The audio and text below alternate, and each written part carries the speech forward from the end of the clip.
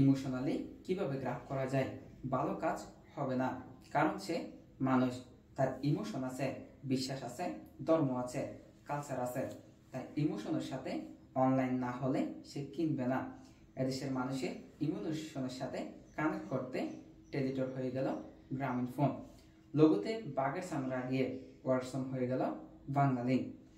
বিখ্যাত shows brand Thomas এর 1-for-1 business model হলো ড্রিভেন মার্কেটিং এ অন্যতম সেরা এক্সাম্পল। আপনি টমস থেকে এক জোড়া জুতা কিনলে তারা আরেক জোড়া জুতা শিশু দরিদ্র মানুষদের গিফট করে। যাদের জুতা কেনার সামর্থ্য নেই, টমস এখন শুজ এখন আর পণ্য বিক্রয়কারী প্রতিষ্ঠান নয়, বরং তারা গুড পারপাস সার্ভ করে কাস্টমারদেরকে ইমোশনের পার্ট হয়ে গেছে। তারা ভবিষ্যৎ জ্বালানি সংকটের সমাধানে এখন থেকে কাজ শুরু করেছে। বেবি শপ ইকো ফ্রেন্ডলি প্যাকে বিউটি সামগ্রী বাজারজাত করেছে। আর্থ ফেয়ার ট্যাগ পলিসিতে পণ্য উৎপাদন করে আর্টিসান বাচ্চাদের জন্য স্কুল খুলে দিয়েছে। ব্র্যান্ড নিজেকে এখন যত লার্জার দ্য লাইফ দেখাতে পারবে, ততই ক্রেতার গ্রহণযোগ্যতা পাবে। এটাই ভ্যালু ড্রিভেন মার্কেটিং এর মূল কথা।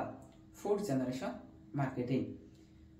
কম্পিউটার প্রযুক্তি ব্যবহার করা মানুষ প্রথম ছাদে গিয়েছিল, আজকে তারা সবচেয়ে কয়েক হাজার শক্তিশালী ডিভাইস সবার পকেটে।